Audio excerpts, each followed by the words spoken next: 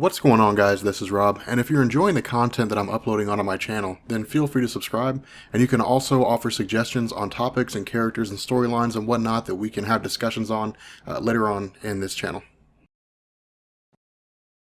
Alright, so the great thing about recording a whole bunch of videos back to back is it gives me a chance to run over videos that I'd created and kind of nip issues in the bud. And again, really, like Nova Volume 1 from All New All Different Marvel hasn't really come out yet, but I was sitting here thinking, I was like, I had talked about the Nova Corps, and I kind of felt like I'd sent mixed messages on them. Of course, I have a video about the Nova Corps and Richard Rider, but I want to go ahead and take care of that now. So the great thing about, the Civil War II tie-in for Nova is that it gives us a chance to really explore these ideas, because this will see the return of Richard Rider. Now, with regards to the Nova Corps, like we had said in the last video, the Nova Corps uses the Nova Force, and it is finite in terms of its nature. That is to say, there's only so much power to go around. Nova Prime has a brunt of the power, and then everything is sort of split up accordingly based on rank. So the Centurions have more than the grunts, basically. But with regards to the Nova Corps, the way this event played out with them is that, for the longest time, they were basically Marvel's answer to DC's Justice League. Read any interview with anybody who's ever written anything about Nova, and they'll tell you, yeah, it was Marvel's answer to the Justice League. But the way this was designed to exist was that they policed certain sectors, so on, but Richard Rider was like the Nova for Earth, but he was also the Nova for, whatever else he was needed to do with regards to the universe. But the Annihilation storyline, which I've covered here, but basically deals with, war on a universal scale that was going on at the same time as Marvel's Civil War, saw the destruction of the entirety of the Nova Corps, with the exception of Richard Rider and the World Mind. Again, this sentient machine that basically,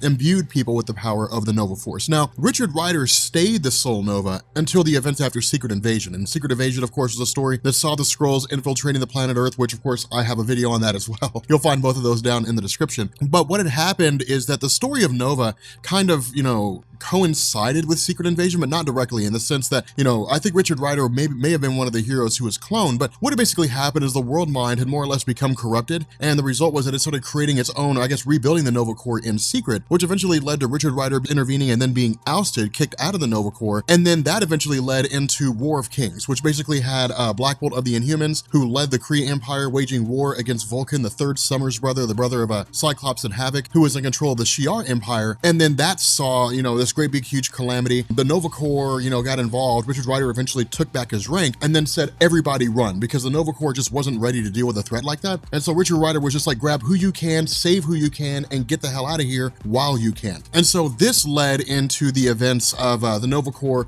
being depowered to a degree. There were a few people here and there, but it was nowhere near the height of its rule, which eventually led into Thanos Imperative, whereby Richard Rider essentially sacrificed his life. And I kind of feel like covering the return of Richard Rider is kind of necessary for us to cover, like, the Thanos Imperative. Like, I feel like that needs to happen. The issue is that there's a lot of stuff that happens in between, Annihilation and Thanos Imperative. I mean, off the top of my head, there's War of Kings, there's Realm of Kings, there's Annihilation Conquest, there is the Thanos miniseries where he fights Galactus. I mean, there's a million things that go on. There's the formation of the Guardians of the Galaxy. I mean, there's all kinds of things that happen before Thanos Imperative, but it is kind of a standalone story, so we might be able to go ahead and do that. I'm not really sure yet. I have to get that figured out. But as it stands right now, the Nova Corps is defunct. The World Mind went with Richard Rider into the Rift, into the Fault, into the Cancerverse, and so there was no power source for the Nova Corps, and so the Nova Corps was basically gone. That's one of the reasons why the introduction of Sam Alexander was so curious for a lot of people, because they sat down and they said, if the Nova Force is gone, then how is it that Sam Alexander has power? How can he be Nova if the World Mind and the Nova Force all went with Richard Rider into the Fault, and they all basically, it was all essentially gone with the supposed death of Richard Rider, which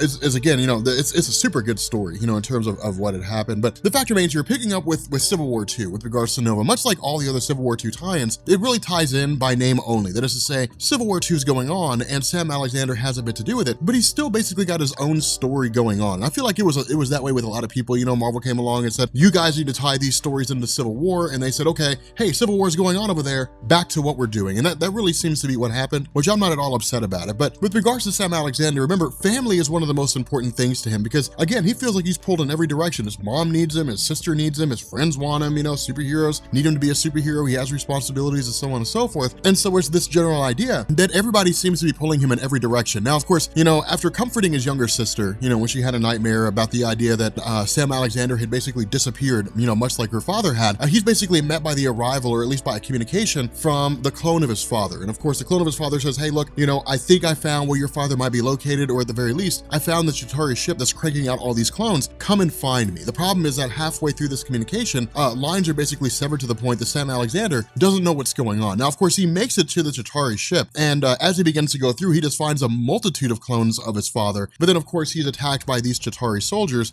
which leads to him coming to the realization that this clone of Jesse Alexander had essentially, is basically dying. He's been fatally wounded. Now, the cool thing about this is that this clone, despite it being a clone, it's not actually the father of, Sam Alexander. Remember, we don't know where his father is. All we know is that Chitauri have basically just been cloning him through unknown means. We don't know how they're doing it. We just know they're doing it. And they're sending them after, Sam Alexander to take his helmet from him. This clone has been around Sam long enough to know that his desire to see his father back is intense. And, to the degree that Sam Alexander truly believes that by saving this clone, he can basically save his dad. And this clone says, no, saving me is not the same as saving your father. You need to find your father. You need to locate him. You need to bring him back wherever it is that he happens to be. And so in the end, this clone basically sacrifices his life. And then Sam Alexander kind of goes on this quest. So that's what he does. He goes to his mom. He says, hey, look, here's everything that was going on. Here's everything that's happening. And it's really him saying, I have to find dad. I have to leave. I have to go. I don't know how long it'll take. I don't know when I will be back. I just know that I have to go find him. Now, the interesting thing about this is this is why I say that, the tie-ins for Civil War II really seem to be geared more towards Marvel editorial than anything else, because the way this particular first issue ends, it would just be Sam Alexander taking off into space. But then suddenly what we do is we pick up with him, in the events of Civil War II. And so it's almost like the entirety of his story was put on hold just for the purpose of tying into Civil War II. This is one of the reasons why a lot of people don't really like editorially mandated tie-ins for comic book events, because it takes away from the organic progression of the story itself. It feels forced. It feels,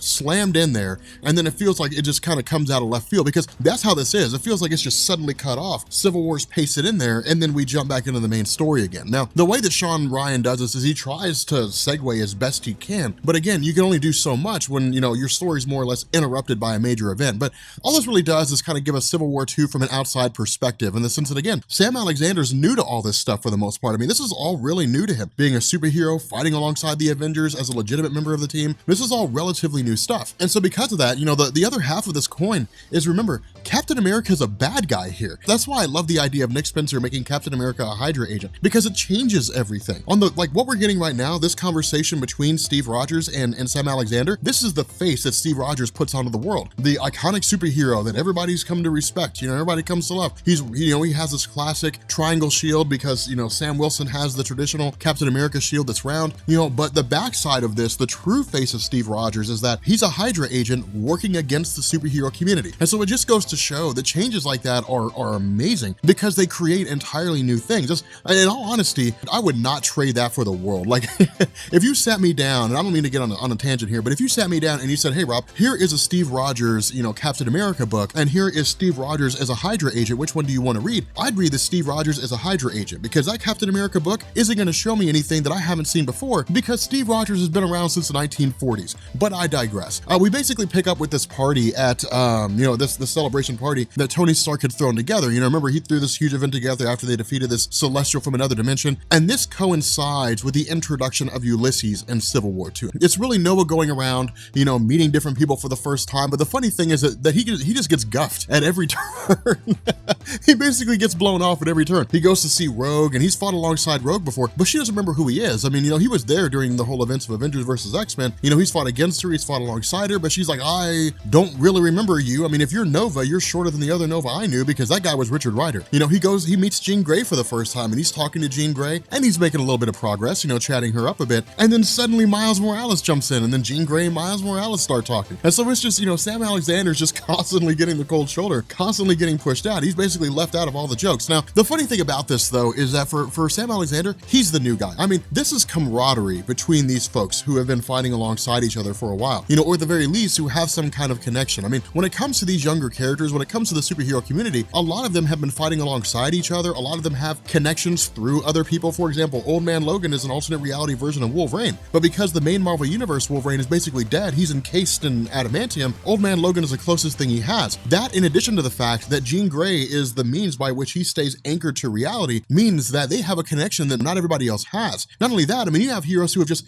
fought alongside each other for a real length of time. And so because of that, Sam Alexander's the new guy. He's the new kid at school sitting down at the lunch table with, that's full of kids who have been friends for 10 years. And so he's basically the new guy. And because of that, he feels really left out of all this. But of course, he's basically spared his misery when Steve Rogers shows up and says, Jean Grey, we need you in the kitchen. Now, of course, we know this goes into the main Civil War II story when we learn about Ulysses and the fact that his mind can't really be read and he's just this guy that can see the future or see one possibility of a future and so on and so forth. But at the conclusion of this party, of course, Sam Alexander heads back home. And, talking to his mom, this whole thing by Sean Ryan, I think is beautifully done because this is just a concerned mom. I mean, that's all this is. She's just a worried mom. She has no means of tracking her son. She saw the fight they had on TV with regards to the that weird celestial from another dimension, where the Avengers and all these superheroes were going against it. She didn't know if Sam was okay or if Sam was dead. She had no idea what was going on, and she's been worried sick the entire time. Now, of course, the funny thing is that Sam, like almost all teenagers, doesn't grasp this. As kids, when we're teenagers, we think in the moment. Like, what do I want to do right now? Okay, I'm going to go do that. Like, we don't think about, well, what am I going to do right now? And how will it impact others around me?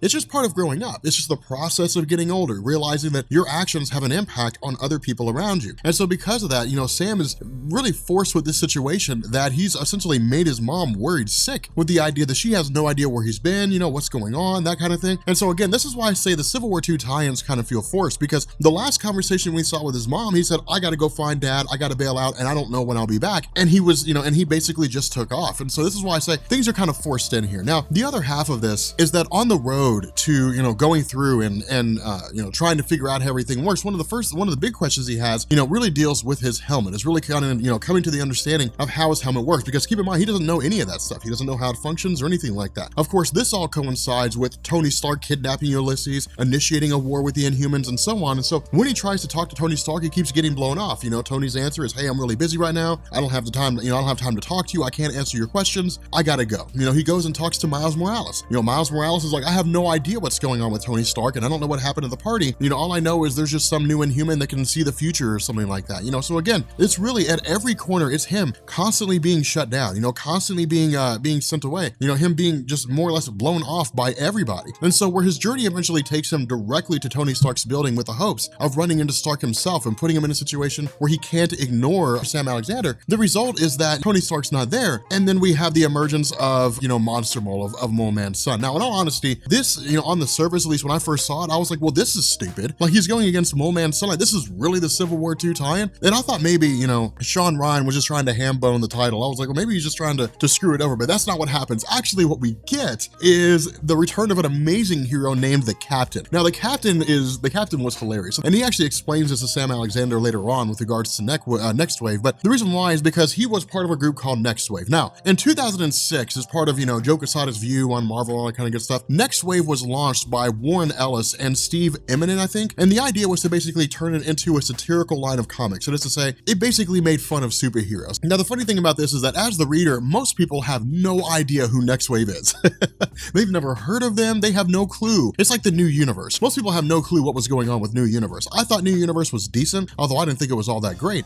But the cool thing is that, Captain basically fights alongside, Sam Alexander for a little while. They deal with, Monster Mole, with his giant monsters and his invasion. But the funny thing is, after the whole fight is over, he sits down and he talks to Sam Alexander, and he's like, did you know that that Captain America beat me up and left me in a dumpster? Now, Captain is only telling one half of the story. All right, now the other half of the story is that Captain America, when, during the whole events of Next Wave, Captain America asked who the Captain is. He wouldn't reveal his name, but he said his name was Captain. And when Steve Rogers said, well, I mean, what's, is it Captain something else? And then, he just dropped like a 4-letter word with skull and crossbones. And so presumably it was a cuss word. And so Captain America beat him, like he kicked his ass, and then he left him in a dumpster with a bar of soap in his mouth. So that's the other half of the story, is that he basically used dirty language in front of Captain America. But, again, after their discussion is over, which is really, the Captain more or less taking a very cynical approach to being a hero, saying that, all the other superheroes care about themselves. The only person you should ever care about is yourself, that kind of thing. After that conversation, again, he basically goes back to his mom. They have this bit of a conversation, and it's really him just saying, look, I've still got to continue this journey. I've still got to continue this quest. Now, the cool thing is that, following the events of Civil War, or at least it seemed when there was some kind of a reprieve, and Sam Alexander had a chance to talk to Tony Stark, this basically just, picks back up with where the story seems to be. And that's why I say things really seem very ham-boned here, in the sense that issues, 7, 8, and 9 could have just not existed. You literally could have just cut those right out. Or really, issues 8 and 9, you could have cut those right out and jumped right back into the main story, which is why I say it feels like the Civil War tie-in was kind of forced. But the idea here is that, he was basically told, hey, look, from Iron Man's perspective, because Iron Man was part of the Guardians of the Galaxy, that there are a lot of different characters out there, a lot of different people out there in space that can help Sam Alexander understand how his helmet works. I mean, what Tony Stark tells him is what he knows from his own experience, that Richard Rider was previously the Nova, that the power that Richard Rider had came from the helmet. But even Tony Stark didn't understand all ends of how the Nova Force worked. He did not understand the intricacies of it, the finite nature of it. And so what he says is there's a guy out there named Monarch Starstalker. They can basically help you solve this problem. Now, this is not the first time that Starstalker and Sam Alexander are meeting, but the character of Monarch Starstalker in this story actually kind of begs a question too, because we don't know what version this is. In Marvel Comics, there have been a couple of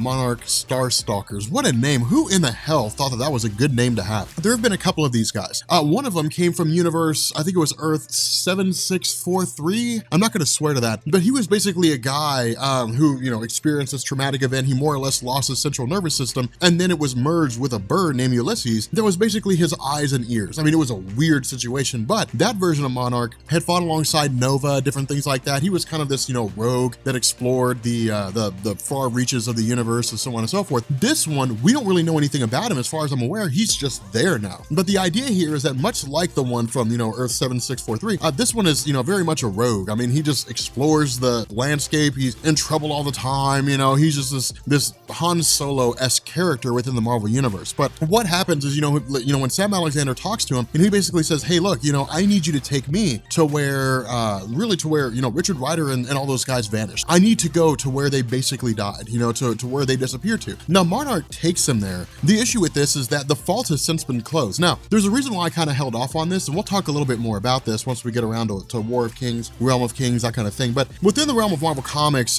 Dan Abnett, a handful of other people, were expanding the Marvel cosmology, which is why the Annihilation event took place. It was them basically rebooting everything and saying, hey guys, there's a lot more to the Marvel cosmology than like Quasar and whatever other handful of stories you happen to see along the way, like Infinity Gauntlet or something like that. During the events of War of Kings, what this did is it dealt with the idea that where the Kree had created the Inhumans for the purpose of infiltrating other races and then allowing the Kree to conquer them, that Black Bolt of the Inhumans had essentially challenged Ronan the Accuser for leadership of the Kree Empire. He won, and then he became the new Kree leader. At the same time, Gabriel Summers, the third Summers brother, the brother of Cyclops and Vulcan, had already more or less faced his defeat during the story of Deadly Genesis, which was basically his origin in Marvel Comics, and had just kind of taken off into space, eventually conquered the Shi'ar Empire, and the roads of Black Bolt and Vulcan led towards one another, where they ended up, waging war. Now, in the aftermath of the war, we ended up seeing this massive explosion from, I think it was called the Terrigen Bomb, from Black Bolt of the Inhumans, and it just created a rift in space. It just tore a hole in space. And so what happened was there were a multitude of different people who were assigned to monitor this rift or this fault to make sure nothing came through. This is where the Thanos Imperative storyline kicked in, where finally something did come through, and it was all the inhabitants of the Cancerverse where nothing could die, and all the superheroes were evil. And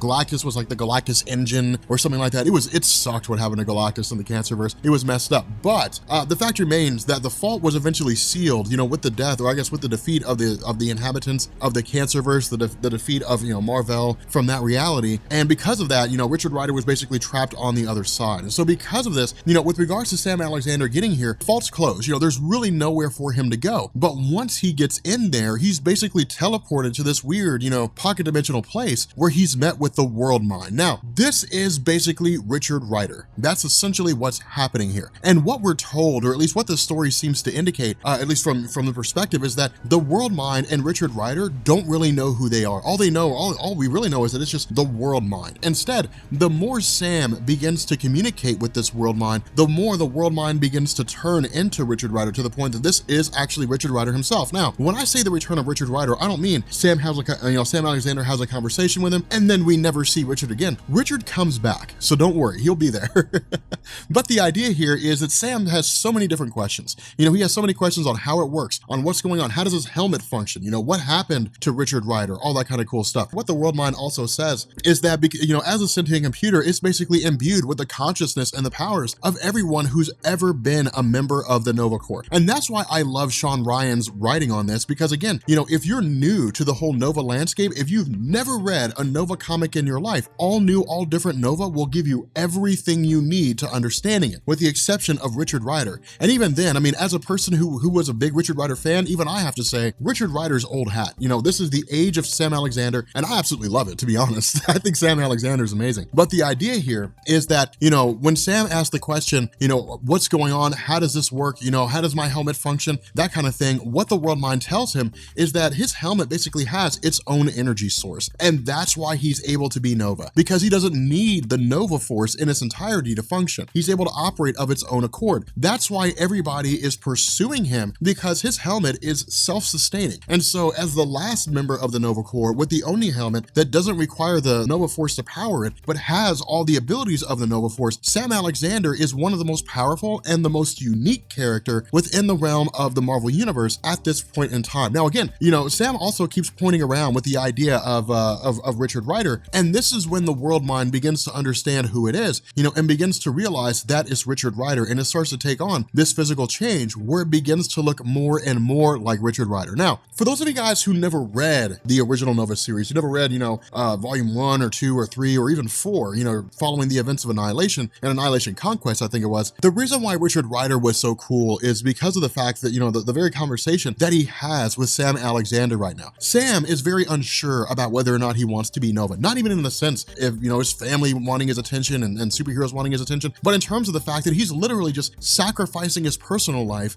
for what it means to be a hero. You know, constantly giving up time with his family, constantly giving up time with his friends, basically sacrificing everything that means anything to him because he has to go and he has to help the Avengers save the day or something like that, you know. And Richard Rider basically says is, look, you got to deal with it, man. That's just the nature of being a superhero. Grow some balls, put your helmet on, and go fight the good fight. And that's why it's cool, because Richard Rider didn't pull any punches. You know, he was just like, hey man, get it together. All right. I mean, you know, the superhero community is not a place for self-doubters. The superhero community is a place for people that know what it means to be a hero. And when Sam asks what it means, he says, it's making the ultimate sacrifice. You know, Richard Rider says, I looked around after the events, you know, after the Nova Corps was effectively gone. I looked around, you know, during the events of the Thanos Imperative, and I said, this is the last time I'm ever going to see this universe. And he went headlong into the fault alongside Peter Quill and Thanos. Of course, Peter was able to make his escape, you know, and he said, I'm basically walking away from everything, you know, but he says the nature of the superhero community, the nature of what it means to be the good guy is a house of cards.